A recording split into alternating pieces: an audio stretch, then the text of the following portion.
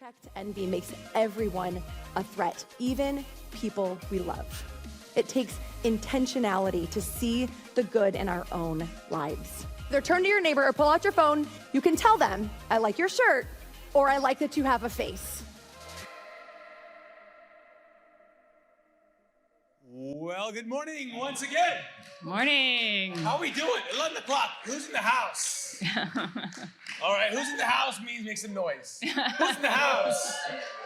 All right, that's wonderful. Hey, if you're a guest here, again, I'm glad you're here. We're doing something different. I've got my beautiful wife here. Yep. Okay. Thank you. Okay. Thank you. No catcalling. Okay. But we are doing something different. We're actually talking about practical ways of how we, in fact, love everyday people. So we're really pumped about that. Mm-hmm. All right, so we're gonna jump right in, right? Yeah. We're gonna jump right in. I just want you guys to know though, the video that you just see about the grand opening of the gym, we are so excited about it. You're all invited. Friday, 6 o'clock.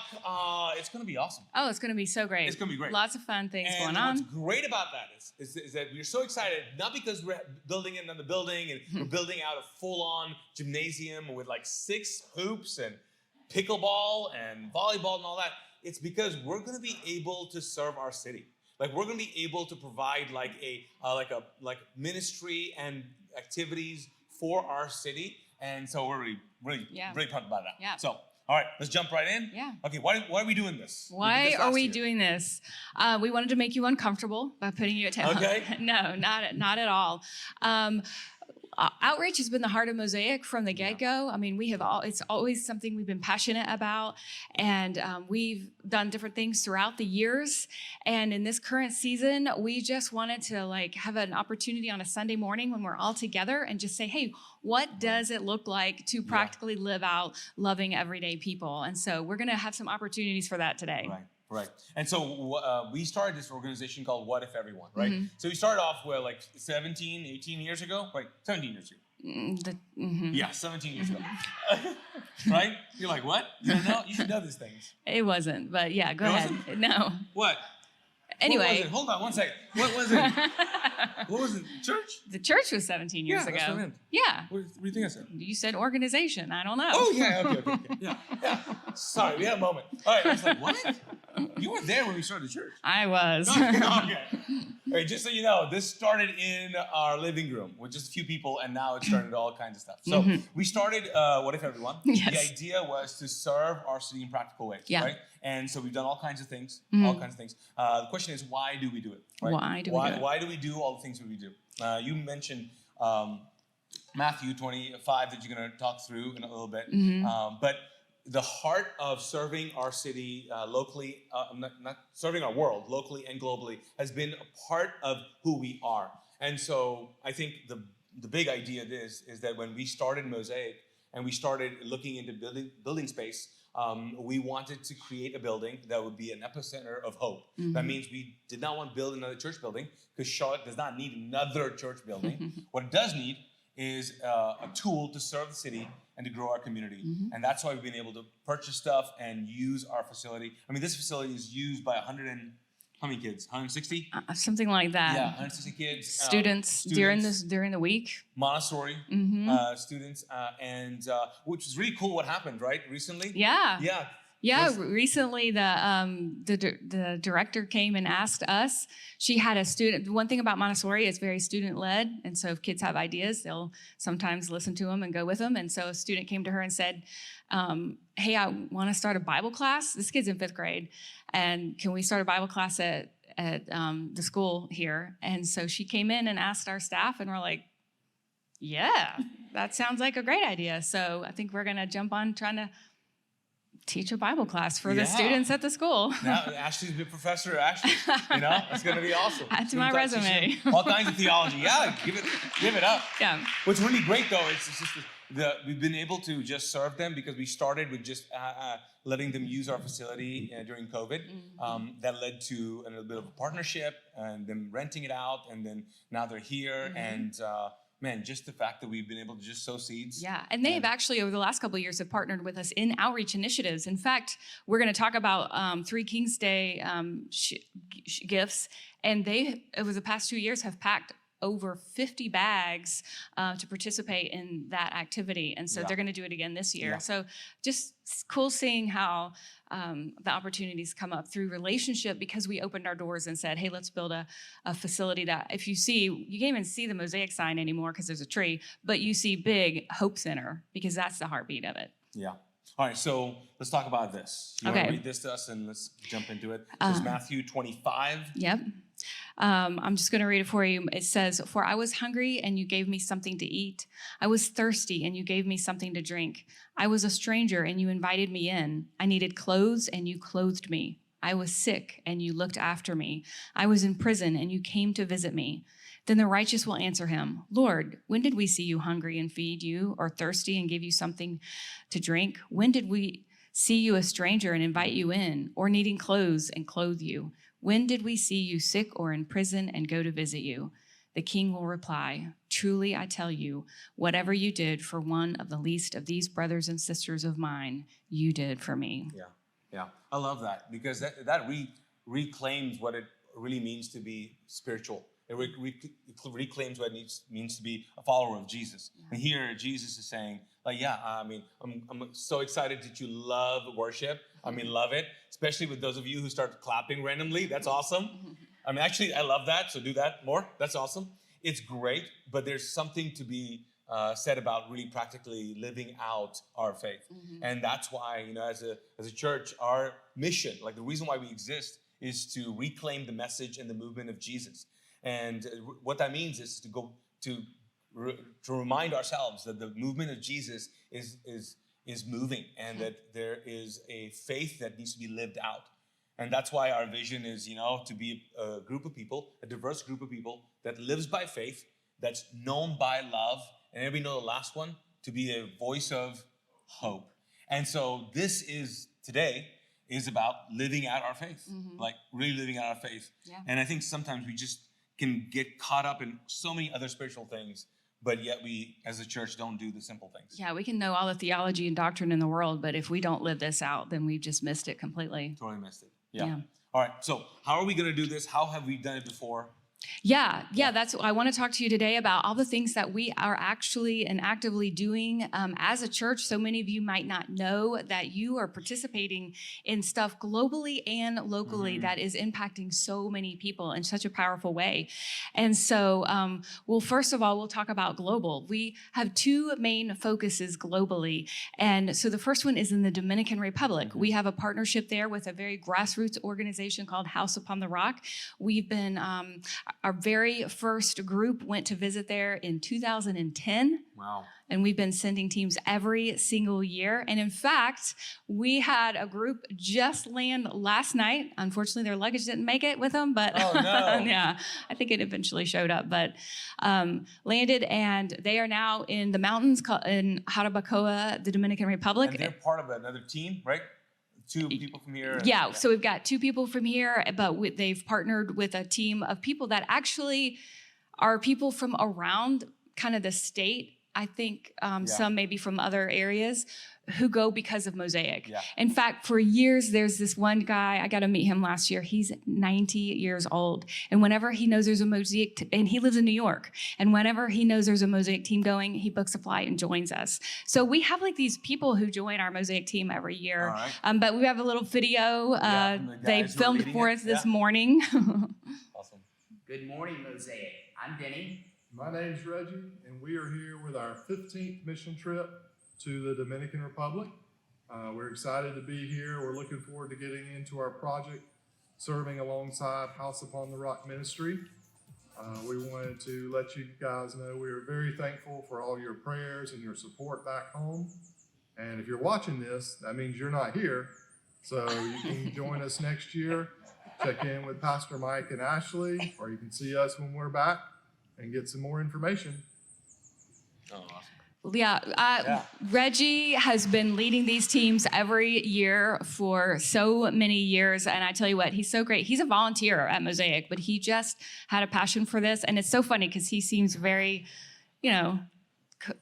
quiet and calm. And then he gets down with those little kids and they know him, they love him. I walked into a home one year and these people had a framed picture of Reggie in their living room. I mean, I'm not kidding. It was amazing. They love him there. Wow. So anyway, it's awesome. But some of the things that they do kind of like a Habitat for Humanity type deal but again, very local, very grassroots. They see a need for a family maybe needs a home or a new roof or plumbing, and they'll, raise the funds, hire local experienced people, and then we send in the labor to lay brick and do kind of stuff like that. But then they also do a child sponsorship program, and quite a few of us here at Mosaic do participate in that sponsorship program. And in fact, Mosaic as a church sponsors one little boy, and I think we have a picture of him. Yeah, I got to meet him last year. Those And shades, I know. So he's got some Mosaic swag on. That's a lanyard for volunteers, and then the Mosaic sunglasses. He loved it. So that's another opportunity you can participate in is child sponsorship, and it helps cover the fees for them to go to school because otherwise they can't go to school. And then the third thing that we do every year is for Three Kings Day.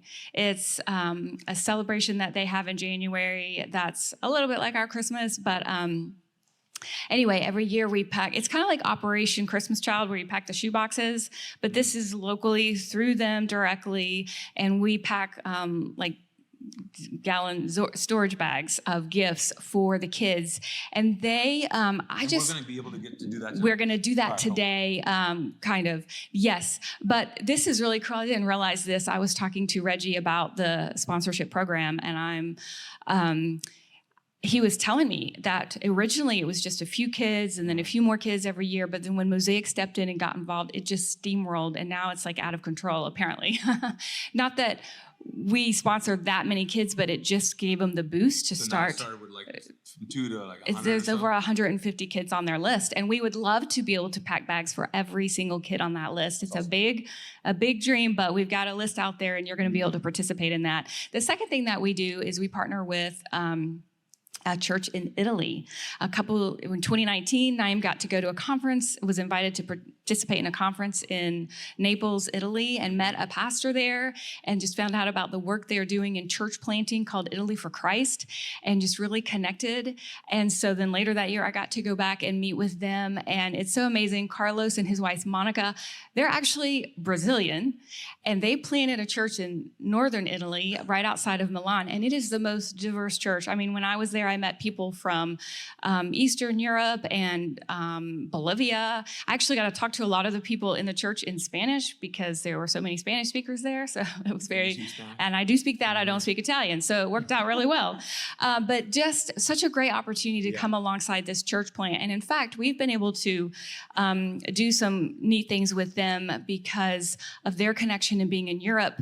We've been able to partner with helping them send boxes of supplies to Ukraine for refugees coming out of Ukraine, and also a church plant in Israel that we've helped them support, and actually just was getting to see an interaction with them, the pastor Carlos in Italy and the pastor in Israel this week. And so just to let you guys know, this is a church that when we started this partnership with this pastor, we realized that if he was going to be able to actually birth the church in Italy, that it was going to take resources, as in it's going to take cash, and it's going to take him not worrying about money. And so we came along and said, you know what, we're going to compensate your pay so you can do that, because in Italy, the Catholic Church and the mafia, they run the church, they run the country. And the mafia and the Catholic Church might be the same thing. I don't know, but they run everything, and so they don't really count the churches like ours as a church, and so it's just very hard for them for churches in Italy to actually grow. But because of during COVID, we actually bumped up our support because we did not want them to die off as a church. And man, your investment has paid off. And so we have a little video that they want to show us. So let's run that.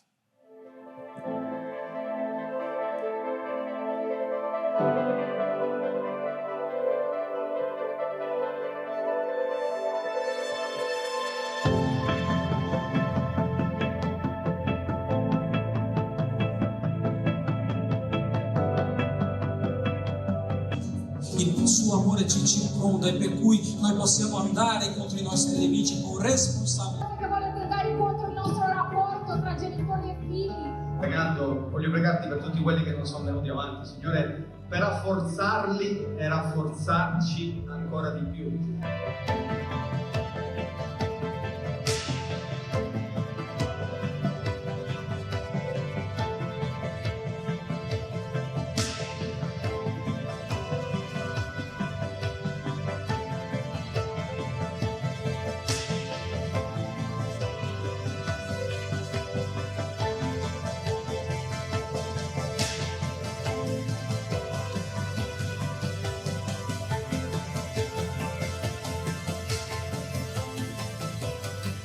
Hello, Mosaic!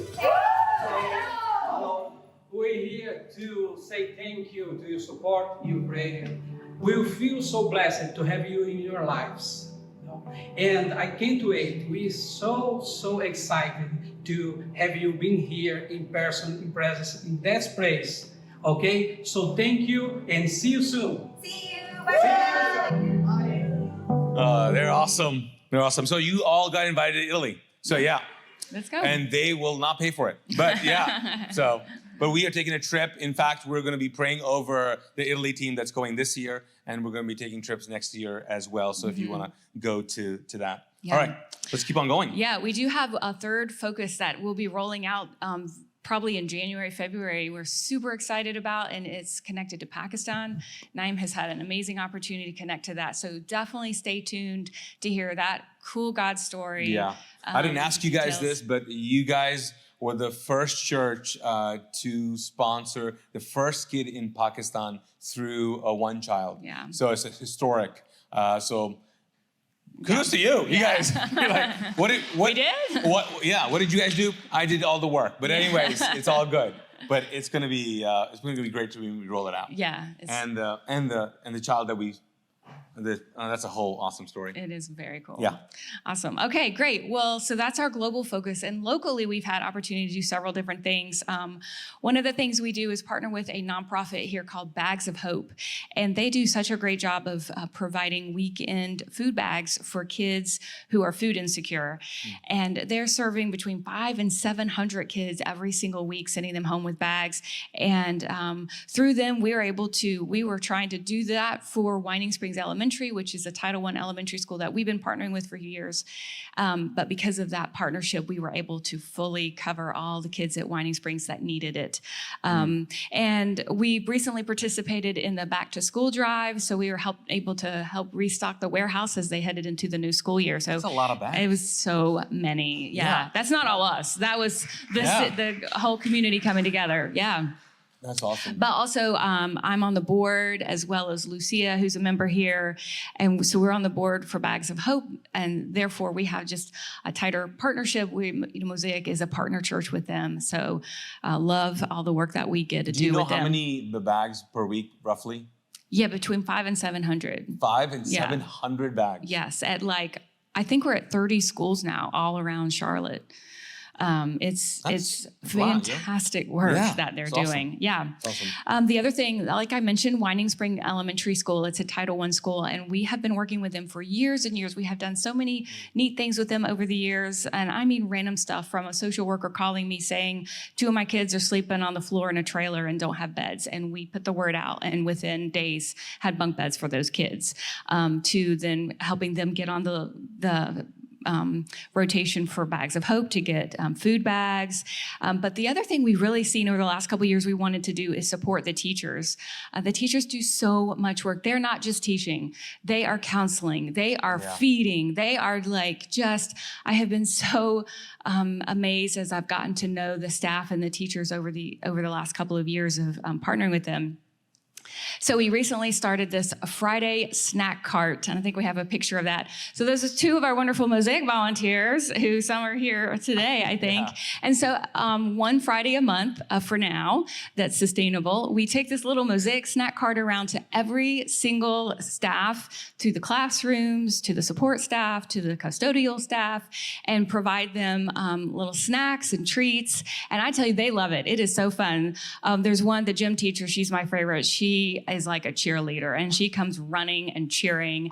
And they've gotten to know that we're coming, and so now I'll hear it like going down the hall. Oh, Mosaic's here with the snacks, and it's just so great. It's such a great opportunity, and it really just gives them a little extra oomph to keep going with all the hard work that they're doing. Awesome.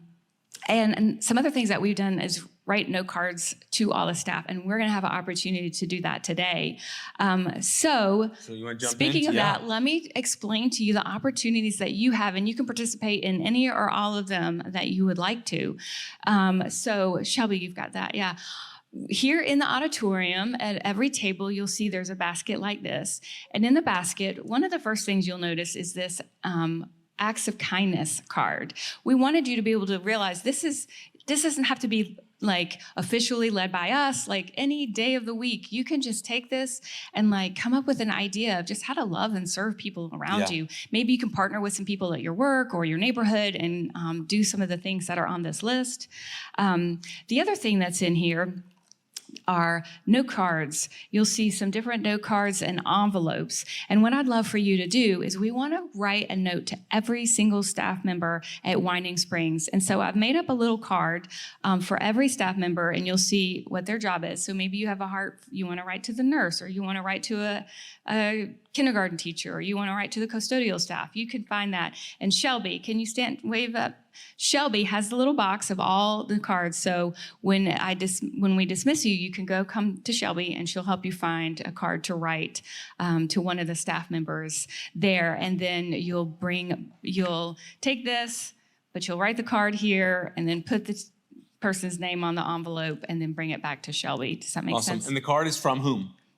The card can be from you. I mean, it says it's Mosaic on it, so they know where it's coming from, but you are welcome to just write it directly from yourself. And then they put the card where? They're going to bring it back to this table where Shelby right is. There. Yep. Okay. Excellent. Yep. Okay, so that's one thing that you can do. You can write a note of encouragement to Adellum Church in Italy. We definitely got a lot of cards first service, so I want to make sure we get all the Winding Springs staff. Italy got a lot of cards Italy got first a lot service? of love, which is wonderful, but also we really want to get... Because they all got invited. They're like, hey, we'll be there soon. Yes, send me your address. But we definitely want to cover all the teachers at Winding Springs, because in fact, this next Friday, we're going to be taking the card around with all the snacks and the cards and giving them out to the staff. And guys, these letters, these words of encouragement matter so much. They really do. We did last year, and we got so much great feedback. So highly encourage you guys to do that. Yeah. Right. So then there's two things that you can do in the foyer. The first thing you could do is we have a whole long table set up where you can pack a care pack. And that's just basically a little storage bag full of water and toiletry items and things like that you're going to then take with you and have it in your car. And if you happen to see someone in need who looks like they could utilize that bag, then you will have it in your car ready to hand to them at that stoplight or intersection, or I don't know, maybe your walk to work. So there's a table for just setting up care packs, and then there's a table for... Yep, then the second table is for the Dominican Republic, and that's for the 3 Kings Day gift bags that we would want to do for every single kid on that list.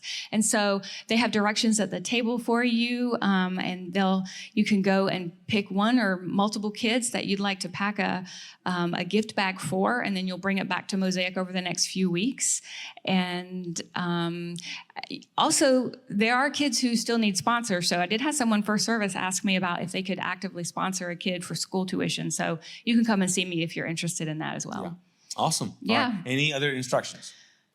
That's it, right? I think we've got it. I think we're good. Awesome. Come First find me if you're confused. Great. We had to kind of speed them up because you guys were showing up, but you guys have all the time. Okay, so what's going to happen though now is that we're going to end officially, and then we'll turn off the lights. You get to stay here, write the cards, take your time, and then you can go outside and do 3 Kings Day packages. Or the care packs as well. And the care packs are really great. I mean, even the first service, people were like, I see this homeless person every week, and I'm doing that. And some people have actually written notes to the person, and so it's really a beautiful thing.